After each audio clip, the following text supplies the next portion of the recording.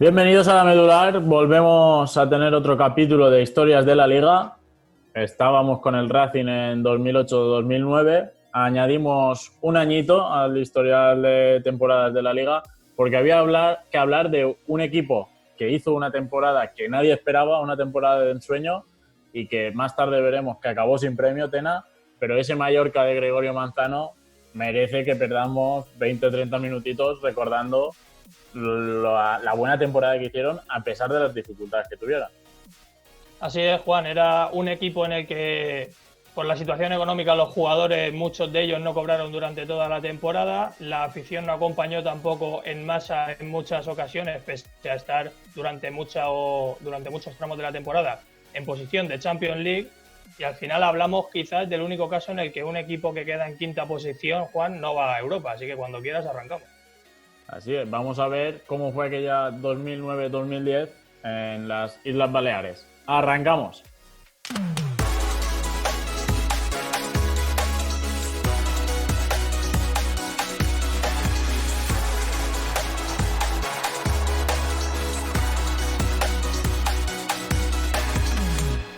Bueno, Tena, como muchos recordarán, el entrenador de aquel Mallorca desde el 2003 era Gregorio Manzano. A la siguiente temporada se fue a probar suerte en el Atlético, más tarde pasó por el Mallorca a la siguiente, volvió a Mallorca y en ese 2009-2010 confeccionó una plantilla con una semana de margen, porque hasta la última semana de agosto no pisó nadie, ningún fichaje, las Islas Baleares. Así es, Juan, al final el Mallorca, como hemos comentado en la introducción, arrastraba muchos problemas económicos y claro, al final también lo que tú dices, es difícil llegar a un equipo, es difícil para un jugador, para un agente, confiar en un equipo que ya está arrastrando esos problemas económicos. Aún así, el Mallorca, sin grandes nombres, consiguió formar una plantilla que quizás, Juan, pues podemos destacar a hombres que llegaron a ese mismo mercado como Borja Valero.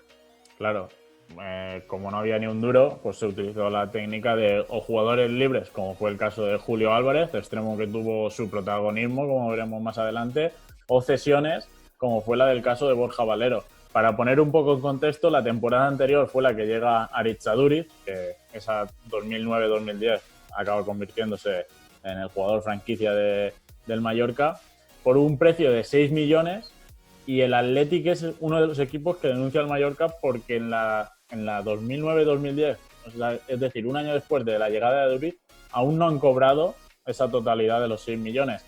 Ese verano se va a Arango al Mönchengladbach por 3 millones y medio, y sale Moyá también por 5 kilos.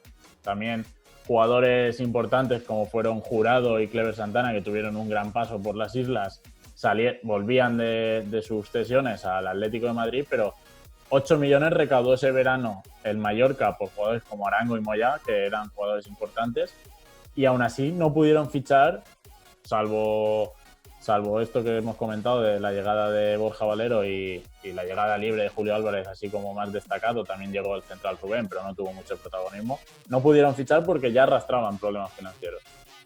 Y también otras bajas como la de David Navarro, la del mismo Scaloni. O sea que el Mallorca perdió muchos jugadores, Juan, que para un equipo que en teoría va a quedar mitad de tabla o salvar la categoría como principal objetivo, más allá aún con esa deuda económica, perdía mucho músculo y mucha profundidad de plantilla. Llegaron jugadores con más dudas, con menos presencia en primera división, como hablas, el propio Julio Álvarez, que acabó haciendo yo creo que su mejor temporada en primera división, antes de recalar en el Numancia y convertirse allí en una leyenda en Soria. Pero, por ejemplo, jugadores como Tuni, como Felipe Mattioni, que de primera no se esperaba mucho de ellos, pero también rindieron bien como esa segunda unidad. Sí, porque conforme estaba la cosa, pues como hemos dicho, tiraban de cesiones, de jugadores libres y sobre todo también de cantera. El canterano Tuni tenía su protagonismo. Víctor Casadesús, que volvió de tener una cesión, un Erasmus en el Nàstic de Tarragona, que se fue financiando en el primer equipo, en el 11 titular incluso. Y un Mattioni que revisionando partidos hemos dicho, este tío hay días que parece una mezcla entre Dani Alves y Cafú, y hay días que volvía loco a Gregorio Manzano. Y un jugador, Mattioni, que debutó en la jornada 9 y la gente se sorprendía de por qué no lo había hecho antes. Recordamos que el titular era un veterano Josemi, ya de vuelta de su aventura en Anfield, y ese Felipe Mattioni que al final estuvo muchos años en el Español, pero que ya en Mallorca y luego en Barcelona las lesiones no le dejaron demostrar lo buen lateral derecho que era, o al menos lo buen lateral derecho que demostró ser en esa temporada 2009-2010. Si te parece, vamos a decirle ya a la gente un poco cuál era el 11 de confianza o los 12-13 jugadores con los que Gregorio Manzano sorprendió a todo el mundo, porque se escucha en las retransmisiones que los narradores, los comentaristas, hasta la jornada 15-16, aún siguen flipando, en el buen sentido de la palabra, con la actuación de ese Mallorca. Sí, hasta que a mitad de temporada se ve que el Mallorca va en serio, que nadie gana en Son Moix, pues la gente, como es lógico, se empieza a sorprender. Y la alineación era esta: Dudu Aguate en portería, 4 en defensa, Josemi, como hemos comentado, lateral izquierdo, lateral derecho, perdón, Ayoz en el lateral izquierdo, la pareja de centrales para Núñez y Ramis. En el centro del campo jugaban Pep Lluís Martí y Mario Suárez. Luego Borja Valero jugaba muchas veces en la derecha o también de media punta cuando cambiaban al rombo. Chori Castro siempre por la banda izquierda, y arriba normalmente jugaban Víctor Casadesús y Aritz Aduriz. Víctor Casadesús un poco más descolgado, un poco más entre líneas, con Aduriz ejerciendo de referencia ofensiva, y un Chori Castro que empezaba ya a despuntar y que fue un hombre vital, haciendo una asociación con Aduriz tremenda, en la que el jugador vasco era ya el primer año que se sentía importante en un equipo, porque hay que recordar que salió el año anterior, llegó a Mallorca proveniente de un Athletic en el que no contaba, y ese año ya empieza a creérselo, le caen los goles a Churros, igual que las asistencias a Chori Castro. 12 goles para Aduriz, 10 asistencias de Chori Castro. Encima, jugador zurdo que llegaba a línea de fondo, la ponía, y Aduriz pues lo agradecía a base de cabezazos. Así es, Chori Castro, un jugador vital, y así lo vemos, jugó más de 30 partidos de titular esa temporada, incombustible el uruguayo por banda izquierda, igual que Borja Valero. También fue una de las temporadas en las que Borja Valero demostró ser un jugador top, y también un poco la temporada que aupó al canterano del Real Madrid a que se le tuviera en cuenta en otros equipos más grandes. Sí, al final el año, creo que es el año siguiente ya cuando sale hacia Villarreal, porque la temporada de Borja, que llega cedido del West Brom, es buenísima, tanto a balón parado, que aporta muchísimo al equipo, como en cuanto al juego del equipo, que a pesar de no venirle muy bien, porque se jugaba mucho al contragolpe, Borja Valero marcaba los tiempos, y sí que es verdad que en algún partido se salía del 11 cuando había que rascar, y Gregorio Manzano optaba por un doble pivote mucho más defensivo. Así es, también cuando los partidos pedían contraataque, muchas veces lo que hacía Gregorio Manzano, ya bien fuera desde el inicio, sacándolo desde el banquillo, era dar entrada a gente como Keita Ochico, como Julio Álvarez, que era gente que tenía esa calidad como Borja Valero, pero aparte de eso tenían un puntito más de explosividad y de ritmo a la hora de ejecutar las contras, que era lo que hacía muy bien el Mallorca. Cuando se ponía por delante sabía que había que defender y contraatacar, y para eso es clave la defensa, para eso es clave la pareja de centrales formada por Núñez, el portugués que era capitán de este Mallorca, y Ramis, que la verdad que eran dos centrales de máxima fiabilidad. Estos días está el Mallorca en sus redes sociales haciendo encuestas para que sus aficionados voten en el 11 histórico, y ayer justamente fue cuando se lanzó que el central izquierdo, el mejor de la historia del Mallorca, votado por su propia afición, era el portugués Núñez, como tú dices, acompañado de un jovencísimo Ramis que era algo más rápido de lo que es ahora, como comentaba Mendilibar al principio del confinamiento, que decía que no era muy rápido, pero de inteligencia lo apañaba. El tapado de este equipo, un jovencísimo Casadesús, Tena. Así es, Víctor Casadesús, que a sus 24 años, pues lo que consiguió hacer era ser la pareja de Aritz Aduriz. También ahora mismo, pues, si piensas en Víctor Casadesús, piensas en un delantero también más inteligente, más buscador de oportunidades. Ahí sí que mantenía otra chispa de velocidad, y a sus 24 años lo que era el segundo delantero, un punta mucho más móvil, que no se preocupaba tanto de marcar gol, sino más que nada de crear las ocasiones para que fuera Aduriz el que las ejecutara. Y con huevo de revulsivo, aunque también jugaba algún partido ahí compartiendo doble punta con Aduriz, pues como comentábamos antes, cuando los partidos iban a ser un poco menos vistosos, pues Casa Jesús y Borja Valero lucían algo menos y Huevo con Aduriz rascaban a los centrales. Huevo que acabó marcando 6 goles aquel año, aunque viendo muchos resúmenes, se me ha ido un poco la imagen de Huevo, porque yo lo tenía como un delantero oportunista, pero te das cuenta de que falla bastantes ocasiones y bastantes unos contra unos. No es el Huevo de Osasuna, precisamente, ya. Claro, yo pensaba, digo, le cae una Huevo en el resumen. Si el Mallorca quedaba 2-0, iban 1-0, conforme le caía a Huevo, digo, ahí está el 2-0. Pues no fallaba. Y la siguiente, la fallaba también. Al final, pues me he enfadado un poco yo ahí con el bueno de Pierre Huevo. Eras más feliz antes de revisionar a este Mallorca. En el ambiente, en clave Huevo, se podría decir. En clave Huevo, totalmente. Bueno, vamos a uno de los puntos candentes de esta gran temporada del Mallorca, que es que no perdió un partido como local hasta el 20 de febrero de 2010, cuando la temporada, pues como todos sabemos, empezó el 30 de agosto de 2009. Tuvo ahí unos mesecillos que los pocos que iban a Son Moix sabían que iba a haber puntos. Sí, Juan, porque esto tenemos que decirlo ya, durante toda la temporada en Son Moix no iban más de 12.000, 13.000 personas al campo, incluso cuando el Mallorca ya estaba asegurándose los puestos UEFA y peleando por los puestos Champions. Ya ha entrado el año 2010, pasada la mitad de la temporada, seguía sin llenarse nunca Son Moix. Una cosa que me sorprende mucho, porque además es que el equipo tiene mucha épica, porque los jugadores no cobran y ganan, los jugadores lo dejan todo. Cuando entre gente que no cobra y gente cedida, pues podrían haber dejado pasar la temporada cuando veían que estaban más o menos salvados. Y es que, Juan, lo que hace el Mallorca al principio de temporada, cambiando ya de tema, entrando en esa racha, lo primero que hace es dejarle claro a los recién ascendidos que Primera División no es. Porque en la jornada 1 le mete 2-0 al Jerez y en la jornada 3, en el segundo partido en casa, le mete un 4-0 al Tenerife. Un 4-0 que el otro día revisionándolo es que parecían equipos que iban a otro ritmo completamente.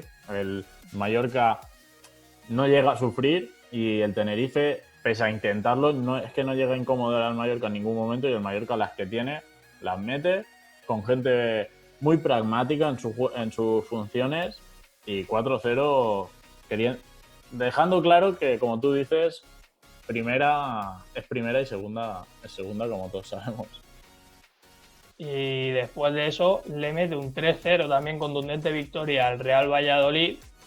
Pierde en Gijón, pero vuelve a Mallorca, y en Mallorca sí que no se pierde, y le mete un 3-1 al Getafe. Posteriormente el Getafe se acordaría de esa derrota y se vengaría echándolos de la Copa del Rey en cuartos. Sí, así es, en la que también estuvo la cosa apretada.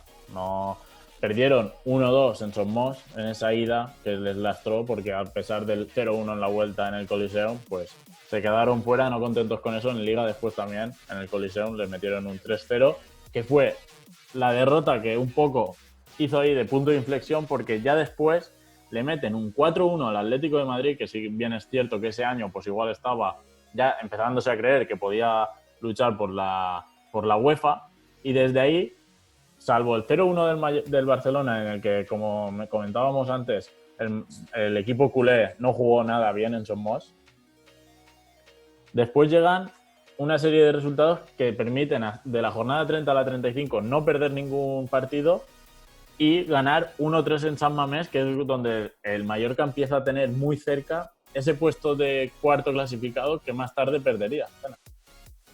Así es, Juan, porque con esa victoria 1-3 en la Catedral en San Mamés, lo que hacía el Mallorca era acariciar más que nada esa cuarta plaza. Después sí que es verdad que tenían un partido clave en el Ono Estadi contra el Real Madrid en casa en Mallorca. Empiezan adelantándose, pero después llega Cristiano Ronaldo y les dice que por aquí no, que el Real Madrid va a ganar, porque estaba peleando la liga con el Barça, una liga que recordamos que gana el Barça con 99 puntos y el Real Madrid de Pellegrini queda con 96 puntos segundo, una liga en la que ni Barça ni Madrid perdonaron nada, y tampoco lo hizo Cristiano Ronaldo, un Cristiano Ronaldo que en ese equipo jugaba de delantero centro y que aniquiló al Mallorca. Sí, ahí ya estaban Higuaín y Benzema, pero sí que es verdad que Cristiano, que ese mismo año llevaba el 9, era quien ejercía de esas labores de delantero. Más tarde después de esa derrota que se podía entender frente al Real Madrid en plena disputa por la Liga, se pierde un partido que nadie esperaba porque el Depor estaba medio ya a verlas venir. Correcto, era un Depor que estaba en mitad de tabla. Así terminó la temporada en puestos, como solemos llamar nosotros, en la zona de nadie. Y ganó 1-0 al Mallorca en Riazor. Y eso hizo que el Mallorca perdiera la ventaja sobre esa cuarta plaza. Y al final se la tuvo que jugar todo en la última jornada. Un partido, ese de Riazor, el de la jornada 37, en el que volvía Filipe Luis de su grave lesión. Y allí fue cuando volvió Filipe Luis, donde Valerón le filtra un pase a Ricky, donde Ricky esfuma los sueños mallorquinistas. Una delantera que funcionó muy bien esa temporada en Riazor con Ricky y un joven Adrián López, y un Mallorca que no supo reaccionar, que sí que es cierto que ese año fuera de casa como visitante le costaba bastante ganar, no hay que olvidarlo. Creo que es en la jornada 16 o 17 en la que ganan su primer partido en el Sadar, ahí en nada. Así es. Y ahí pues se les esfuma. Ahí recibieron el primer palo de lo que iba a ser el palo más grande en la historia reciente. Después de bajar a segunda, pues todo el año luchando por entrar en Europa, consiguiéndolo en una última jornada en la que el Sevilla les arrebata ese cuarto puesto in extremis, que jugaban frente a la Almería. No sé si estoy en lo cierto. Almería era, ¿no? Sí, Almería 2, Sevilla 3. Para contextualizarlo un poco, un partido que en el último minuto, en el minuto 90, iban 2-2, y con ese 2-2 el Mallorca era cuarto. Un punto por encima del Sevilla. El Mallorca ya había terminado su partido, lo estaban viendo en una pantalla gigante en el estadio del Mallorca. Y vieron el Mallorca que había ganado 2-0 al Español. El Mallorca que había ganado su partido, correcto, 2-0 al Español, y vieron como Rodri en el descuento se inventa un remate acrobático para hacer el 2-3 y que el Sevilla adelantara al Mallorca por un punto y fueran a Champions League los jugadores y el equipo sevillista.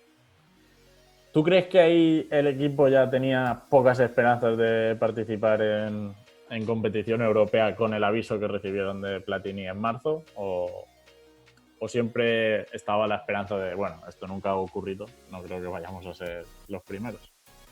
Claro, al final yo creo que la lógica dice que sí que se mantenía esa fe y esa esperanza en Mallorca porque los jugadores nunca se rindieron. Goyo Manzano nunca se rindió, nunca mandó un mensaje conformista en ese tono, y al final fue una plantilla que lo peleó todo, que lo quiso hasta la última jornada, y que se ve que para ellos no valía casi la Europa League, que habiendo hecho lo que habían hecho, conforme ven que el Sevilla anota el tercer gol, el enfado es brutal. Ves a Núñez tirado en el suelo derramando lágrimas, ves a Guate, pues como era Guate, con esas formas tan vehementes de enfadarse, etcétera, y una plantilla que lo que quería era la Champions League, porque yo creo que sí que pensaban que era más difícil echarles de la Champions League que de la Europa League. Correcto. Y si ya de normal, cuando un equipo pequeño hace una temporada fuera de lo habitual, hay éxodo de jugadores, aunque ese equipo entre en una competición europea, aquí en las islas con esa sanción se produjo lo que muchos esperaban. Se fue Gregorio Manzano, se fue Borja Valero, más tarde saldría Duriz. Es decir, no tenían nada a que cogerse para mantener al núcleo duro un año más, cuando encima sin cobrar, como comentábamos antes, la cosa esperanzadora no era. Exacto, porque es que además de que el equipo necesitaba liquidez, porque recordamos que está en una situación de concurso de acreedores, que básicamente es una suspensión de pagos, pues lo que necesitaba el Mallorca era dinero, y ese dinero le podría haber entrado en base a jugar la Europa League, porque ya solo por entrar en la fase de grupos te asegurabas unas ganancias en torno al 1.000.000 de euros, con las cuales podrías ir paliando un poco todo aquello y también sumar más ilusión a la ciudad de Mallorca, una ciudad que no estaba al 100% volcada con su equipo por aquel entonces. Así se veía en la venta de entradas para los partidos de local, pese a esa racha que llevaban en la temporada 2009-2010. Y aquí lo estamos viendo, Juan, las noticias como decían que ya la UEFA definitivamente vetaba al Mallorca, y que la deuda del club bermellón era de unos 65 millones de euros, con lo cual la situación estaba muy turbia en el Mallorca. Menos mal que todo se ha vuelto a enderezar. Ese verano sacaron, como tú muy bien dices, había esa deuda y solo pudieron sacar, que viéndolo el otro día me parece muy extraño, o sea, creo que ahí se aprovecharon de la situación del club bermellón, 4,3 millones por Aduriz cuando ellos lo habían comprado por 6. Además, un Aduriz que empezaba a explotar y por lo que hemos visto ya, claro, a posteriori es fácil decirlo, pero un jugador que vale más de 4 millones, lógicamente. No, claro, sí que es cierto que ahí ya tenía 29 años, que todos sabemos que la carrera de Aduriz, creo que era un dato estadístico, que había metido más goles después de los 30 que antes de los 30, pero había costado 6 millones y lo vendes por 4,300. No sé si el Valencia ahí se aprovecharía o no. También salió ese año, ese mismo verano, Mario Suárez volvía al Atlético a cambio de 1.800.000. Y lo único que se fichó así que a posteriori fuera relevante fue de Guzmán, libre, del Feyenoord. Un Jonathan de Guzmán al final que sí que rindió bien y que luego el jugador se fue también hacia Swansea a cumplir también otra temporada de ensueño para el club galés. Estaba aquí leyendo, Juan, esa noticia de donde la UEFA definitivamente veta al Mallorca para competir en competición europea. Y dice la UEFA en un comunicado que basándose en la revisión de expertos el club no cumplía los criterios de admisión necesarios y que no había cumplido tampoco sus obligaciones. Entendemos que obligaciones de rebajar deuda.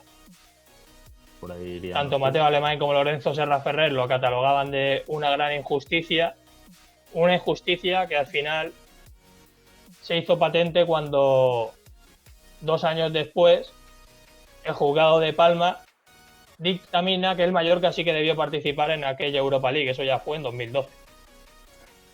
Claro, pero ahí ahora ya busca ver cómo solucionas esa...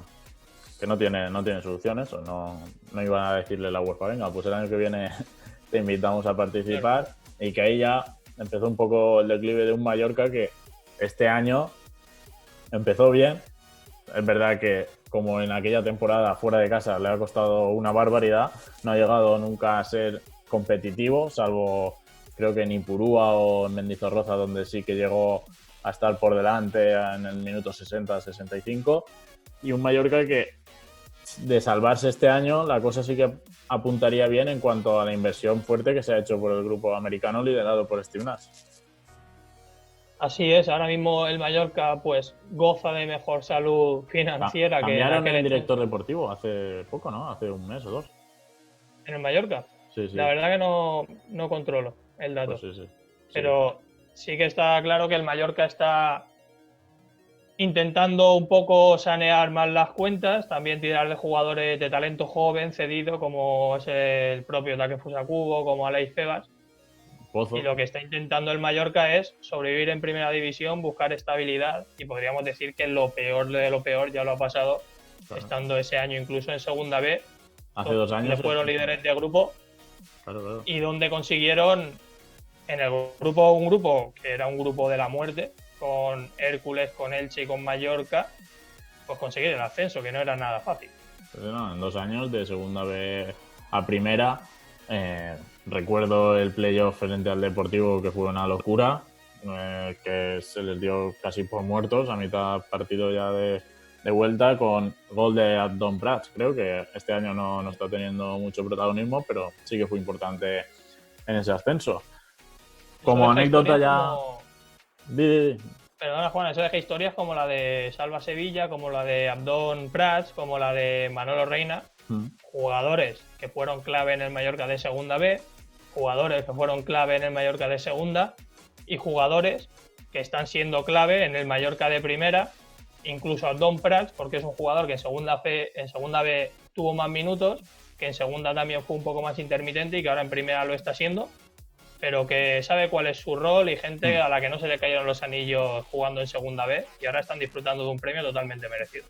Sí, pocos jugadores, recuerdo yo al menos, que de estar asentados en primera, porque una cosa es que seas el jugador número 24-25 de una plantilla de primera, pases a segunda B como hizo Salva Sevilla, Ahora este año sí que se ha visto, pues en el caso de Esteban Granero, también ha ido al Marbella, aunque ahí se habla más de temas de negocios con propietario chino del Marbella y tal, y otras cosas que, bueno, eso sabrá el bueno de Esteban Granero. No tenemos que entrar. Claro, sí.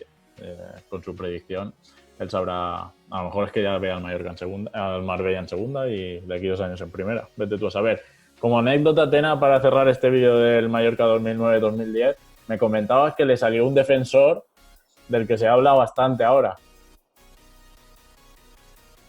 Un defensor, me acaba de dejar en blanco. Cuando todo lo de que se quedó fuera de Europa, Correcto, sí. Un abogado especialista. Correcto.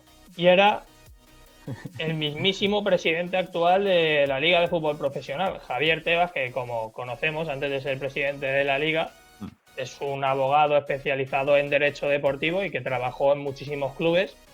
También se le puede vincular, por ejemplo, a proyectos como el Alavés de Peterborough. Pues Javier Tebas, uno de los expertos deportivos en derecho deportivo de España, asesoraba por aquel entonces a los servicios jurídicos del Mallorca. Y en entrevistas antes de que el Mallorca finalmente se quedara fuera de la UEFA, decía que estaba convencido de que el Mallorca iba a jugar en Europa y alegaba que tenían margen de maniobra y que iban a utilizar todos los recursos que tenían en sus manos. Y también decía que el comité de apelación y el TAS eran incompetentes, etcétera, etcétera. En definitiva, Javier Tebas estaba muy seguro de que el Mallorca iba a jugar una competición que nunca terminó jugando. Bueno, sabor agridulce porque al final, 2 años después, pues le dieron la razón tanto al Mallorca como a la postura que defendía Tebas. Ya para cerrar, una pregunta rápida, que no estoy muy al día en eso, pero te lo pregunto a ti, que creo que por cercanía sí que te pillo más al día. ¿Javier Tebas defendía al Mallorca lo que después él le hizo al Elche o es totalmente diferente la situación? Pues habría que ver, la verdad. Habría que ver, pero claro, al fin, si simplificas mucho, también quizás estoy hablando sin saber porque son situaciones muy complicadas de simplificar.